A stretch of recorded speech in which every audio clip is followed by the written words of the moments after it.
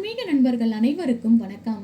இந்த பதிவில் நாளை வரக்கூடிய போகி பண்டிகை அன்று நம் வீட்டில் இருக்கக்கூடிய தரித்திர நிலையானது நீங்கி லக்ஷ்மி கடாட்சியம் நிறைந்திருப்பதற்காக நாம என்னெல்லாம் செய்ய வேண்டும் என்பதை பற்றியும், கடன் தீருவதற்காக நாம செய்ய வேண்டிய பரிகாரத்தை பற்றியும் இந்த பதிவில் நாம பார்க்க போறோம். பழையன கழிதலும் புதியன புகுதலும் போகி என்றாலே நம்ம நினைவுக்கு வரக்கூடிய வாசகம். மார்கழி மாதம் நிறைவடக்கூடிய நாள் போகி பண்டிகை. அடுத்ததாக தை மாதம் பிறக்க போகுது.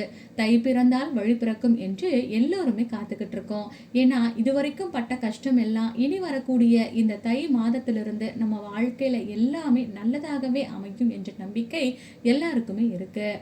இதனால தொடர்ந்து வரக்கூடிய துன்பங்கள் எல்லாமே இந்த தை திருநாளிலிருந்து நம்மை விட்டு நீக்கி விடுவாள் இறைவன். அனைவருக்கும் இனிய போகி பண்டிகை நல்வாழ்த்துக்கள். போகி என்றாலே வீட்டு வாசல்ல பழைய பொருட்களை எல்லாம் போட்டு எரித்து கொண்டாடுவதுதான் நம்மளுடைய வழக்கமாக இருக்கு. அந்த பொருட்கள்ல தயவு செய்து யாருமே சுற்றுப்புற சூழலை பாதிக்கக்கூடிய வகையில பிளாஸ்டிக் பொருட்களையோ அல்லது கவர்களையோ போட்டு எரிக்காதீங்க. வீட்டில் பயன்படுத்திய பழைய பாய், துடைப்பம், தேவையற்ற துணிமணிகள் இவை அனைத்தையும் போட்டு நாம எரிக்கலாம். துடைப்பதில் பிளாஸ்டிக் துடைப்பம், பிளாஸ்டிக் பாய் போன்றவற்றையும் நாம பயன்படுத்த வேண்டாம். இந்த போகி பண்டிகையை எளிமையான முறையில நம்முடைய வீட்டில் எப்படி கொண்டாடுவது?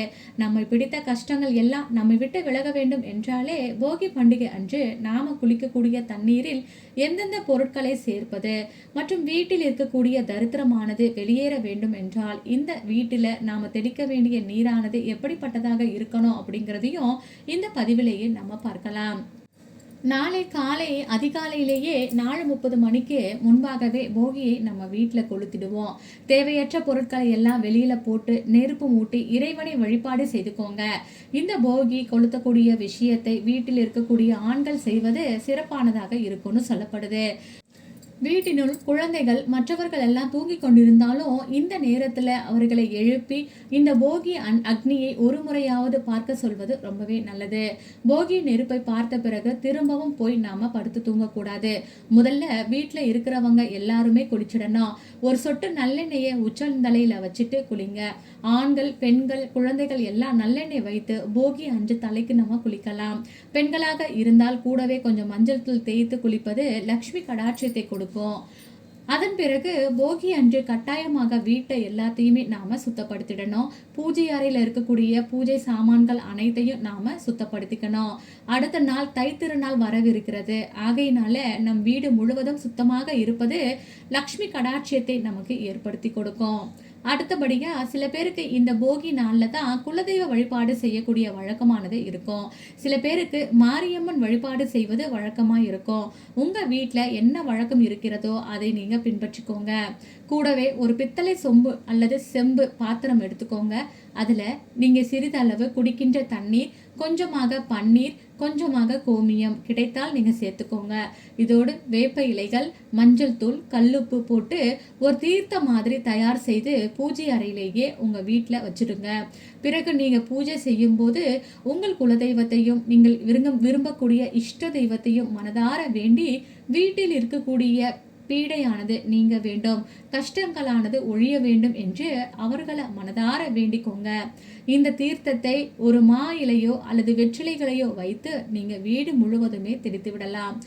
காலையில் பூஜை செய்தால் இதை நீங்க காலையிலேயே செய்யலாம், அல்லது மாலையில் செய்யும் பொழுது பூஜை முடித்த பிறகே இந்த தீர்த்தத்தை வீடு முழுவதுமே தெளித்து விடுவது நல்லது. மீதம் இருக்கக்கூடிய இந்த தீர்த்தத்தை கால்படாத இடத்துல செடிகளுக்கு அடியில நாம ஊற்றி விடலாம். இதே போல நாளை வரக்கூடிய இந்த போகி பண்டிகை திருநாள்ல நிச்சயமாக இந்த தீர்த்தத்தை தயார் செய்து வீடு முழுவதும் தெளிச்சு விடுங்க.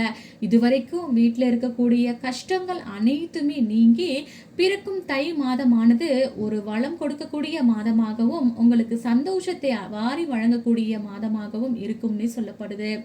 கண்டிப்பாக இந்த முறையில வழிபட்டு பாருங்க. இரண்டாவதாக, கடன் பிரச்சனையை தீர்ப்பதற்காக எப்படி நாம நாளைய தினத்துல வழிபடுவது? நாளை காலையில நீங்க எரிக்கக்கூடிய துணிமணிகளோடு சேர்த்து இந்த ஒரு இலையும் சேர்த்து எரிச்சிடுங்க. நீங்க தயாராக வச்சிருக்கக்கூடிய துணிமணிகளை எரிக்கும் பொழுது வீட்டினுள் பயன்படுத்தக்கூடிய பிரியாணி இலையோ அல்லது ஒரு வெள்ளை நிற தாளோ எடுத்துக்கோங்க. அதில் நீங்கள் யாருக்கிட்ட எவ்வளோ கடன் வாங்கியிருக்கீங்களோ அதை அந்த தாளிலோ அல்லது பிரியாணி இலையிலேயோ எழுதிக்கோங்க. எழுதிய பிறகு மனதார உங்களுடைய இஷ்ட தெய்வத்தை வேண்டிக் கொண்டு இந்த கடனெல்லாம் சீக்கிரத்தில் அடைய வேண்டும்னு சொல்லி நீங்கள் எரிக்கக்கூடிய அந்த துணிமணிகளோடு சேர்த்து இந்த பிரியாணி இலைகளையும் எரிச்சிடுங்க. அதன் பிறகு நீங்கள் வீட்டுக்குள்ளே வந்து இந்த முறையில் குளிச்சிடுங்க. இந்த மாதிரி நாளைய தினத்தில் நீங்கள் செய்யும் பொழுது நிச்சயமாக உங்கள் கஷ்டங்கள் அனைத்தும் எப்படி வந்து அந்த தீயில் எரிகிறதோ அதே போல கூடிய விரைவிலேயே உங்களுடைய கடன் பிரச்சனைகளும் அடைவதற்குண்டான வழிகளை அந்த இறைவன் உங்களுக்கு காட்டுவான். நம்பிக்கையோட நாளைய தினத்தில் போகி பண்டிகை இந்த முறையில் உங்கள் வீட்டில் வழிபாடுகளை செய்யுங்க. இதற்கு பிறகு உங்கள் வாழ்க்கையானது மென்மேலுமே உயரத் தொடங்கும். கண்டிப்பாக இந்த ஒரு பதிவானது உங்களுக்கு பயனுள்ள வகையில் இருக்கும்னு நினைக்கிறேன். இருந்ததுன்னா மறக்காமல் உங்களுடைய உற்றார் உறவினர்களுக்கு ஷேர் பண்ணிவிடுங்க. அது மட்டும் இல்லாமல் நம்ம சேனலையும் சப்ஸ்கிரைப் பண்ணிக்கோங்க. மீண்டும் அடுத்த ஒரு நல்ல பதிவில் சந்திக்கலாம். அதுவரைக்கும் நன்றி. வாழ்க வளமுடன்.